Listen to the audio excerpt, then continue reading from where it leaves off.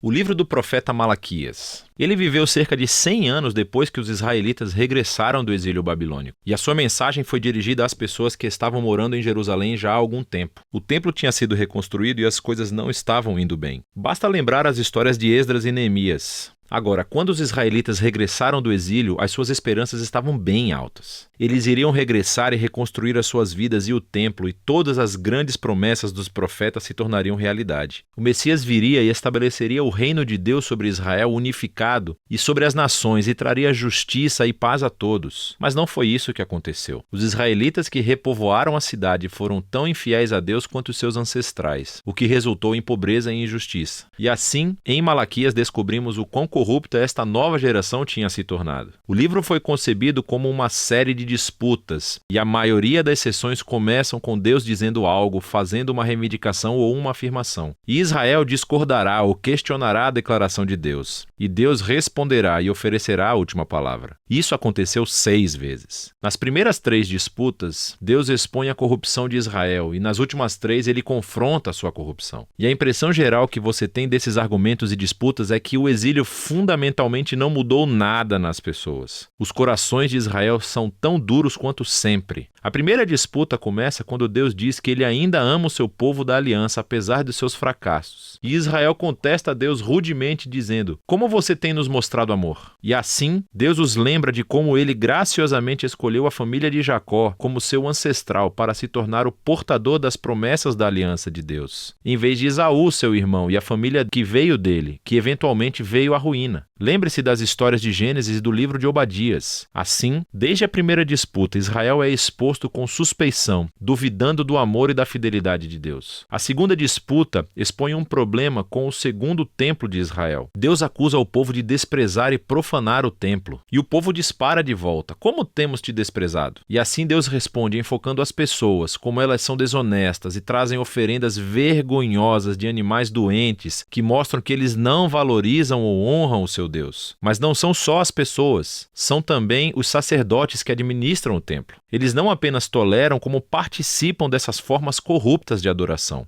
De cima para baixo, o povo de Deus provou ser infiel. Na terceira disputa, Deus acusa os homens israelitas de traição contra ele e as suas esposas, que eles, é claro, negam. E Deus expõe a combinação tóxica da idolatria e do divórcio que está acontecendo. Vocês têm homens israelitas que se casam com mulheres não israelitas e adoram os deuses ancestrais de suas esposas dentro dos seus lares. Lembre-se da história de Neemias, capítulo 13. E assim Malaquias conecta isso a uma onda de homens se divorciando de suas esposas sem qualquer razão. E as esposas não ligam para isso. E Malaquias diz: não, é uma traição à sua aliança com Deus. E assim, Malaquias transita para o segundo conjunto de disputas que confrontam a rebelião de Israel. A quarta disputa começa com os israelitas acusando Deus de negligência, dizendo: onde está o Deus de justiça? E eles veem a injustiça e a corrupção em abundância e Deus parece não fazer nada. Então Deus responde dizendo que ele enviará um mensageiro que irá preparar o povo para o retorno pessoal de Deus no dia do Senhor. Ele virá como fogo para purificar o seu povo e remover a idolatria, a imoralidade e a injustiça sexual, para que somente os fiéis remanescentes possam se tornar o seu povo. Na quinta disputa, Deus chama o povo para voltar-se a ele. E as pessoas dizem: como podemos voltar atrás? Deus confronta o seu egoísmo. Ele mostra como eles pararam de oferecer o dízimo dos seus rendimentos para o templo. Agora, essa palavra dízimo significa apenas 1/10. É a quantia do rendimento e fruto do seu trabalho que os israelitas deveriam doar anualmente para apoiar o templo e os seus sacerdotes. Essa prática é apresentada em diferentes partes da Torá. Agora, sabemos através de Malaquias e do livro de Neemias que as pessoas estavam negligenciando essa responsabilidade. E assim o templo caiu em desuso. E Deus os confronta. Ele diz que quer abençoá-los com abundância, mas somente se eles forem fiéis. Na disputa final, as pessoas acusam Deus e dizem que é inútil servi-lo. Eles veem pessoas más e orgulhosas tendo sucesso na vida e Deus não faz nada. E a resposta de Deus pela primeira vez no livro não é um discurso, mas sim uma pequena história sobre os fiéis remanescentes de Israel. Pessoas que temem o Senhor e amam se reunir e falar sobre como honrar a Deus e servi-lo. E assim, Deus ordena que um pergaminho de memória seja escrito para essas pessoas, para que possam ler o pergaminho e se lembrar do caráter e das promessas de Deus.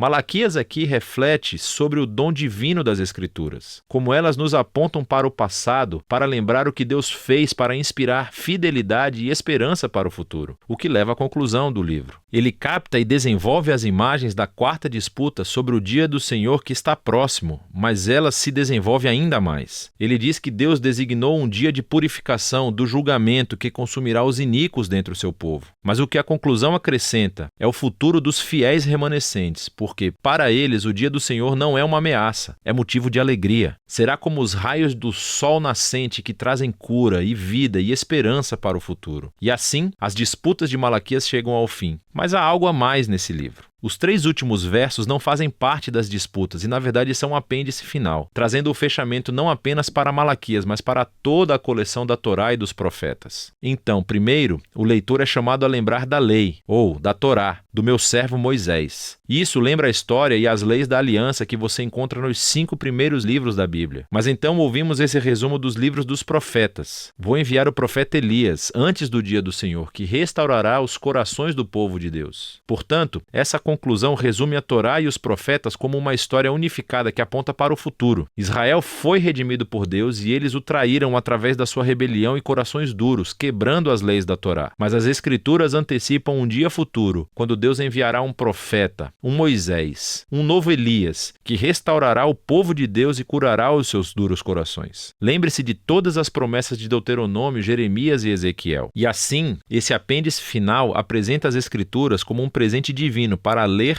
ponderar e orar. Eles dizem a verdade sobre a condição humana, sobre o nosso egoísmo e o nosso pecado, mas também anunciam a promessa de Deus de que um dia ele enviará um mensageiro e depois compareceria pessoalmente para enfrentar o mal, restaurar o seu povo e trazer a sua aliança. E é dessa esperança futura de que tratam Malaquias, a Torá e todos os profetas.